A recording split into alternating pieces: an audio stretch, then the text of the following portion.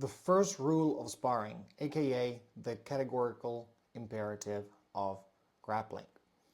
Now,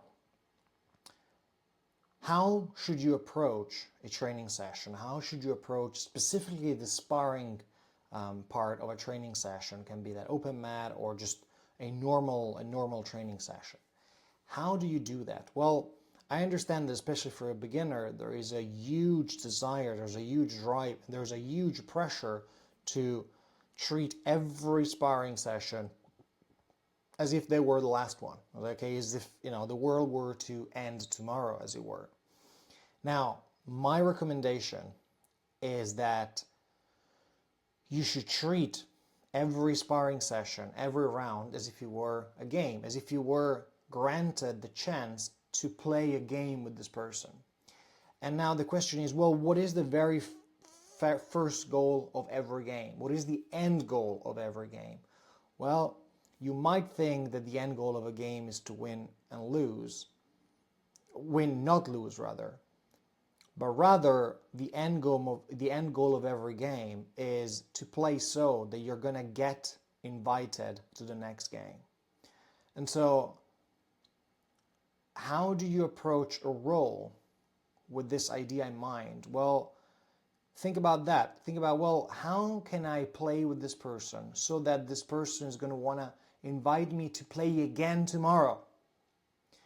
That should be somehow the first rule of sparring. And now the interesting thing about this formulation is that it's a formal way of thinking about it, right? It's empty of content. It doesn't have any content. It doesn't tell you what you should be doing, okay?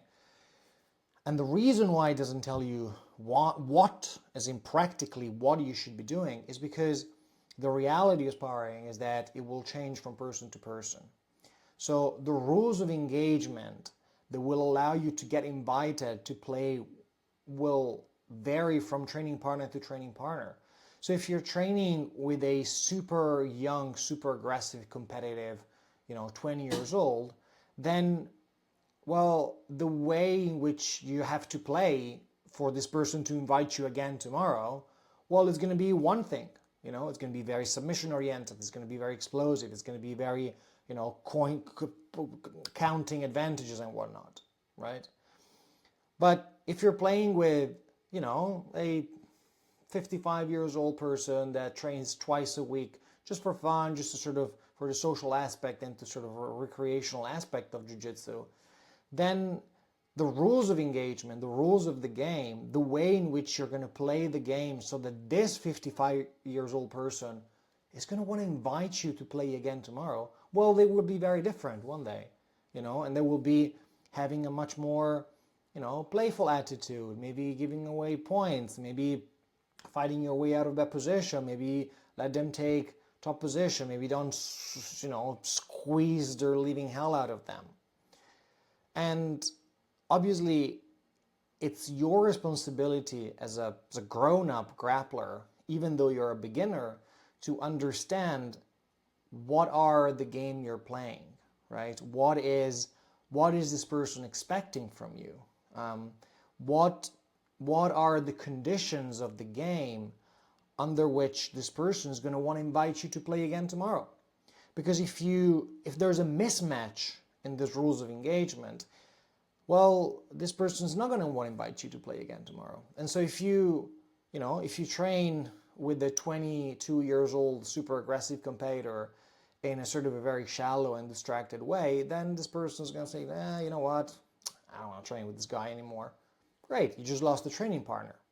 Might be very helpful in the future, okay?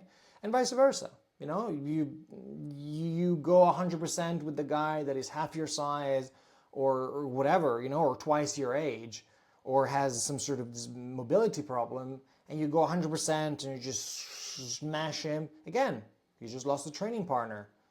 Well, maybe you're going to get something out of training with this person if you just change the rules of engagement, okay? So that would be definitely my advice, okay? Ask yourself, what is this person expecting from me? And by the way, guys, you can be very explicit about it. You can ask your partner. Communication is very important in sparring. You can say, hey, What do you want to do? I do this all the time with my training partners. Like, hey, are you up for, going hard? You want to go sort of competition style? You want to count points? You want to wrestle? You want to stand back up and sort of, play with the wall? You want to do a little bit of wall work? What do you want to do? Or, are you injured? Are you tired? Maybe you already trained this morning, whatever the case might be. So you can be very explicit about these things, okay? There's no need to guess. The communication is very important, and you can definitely build a rapport with this person so that you're going to be playing together for, potentially years to come.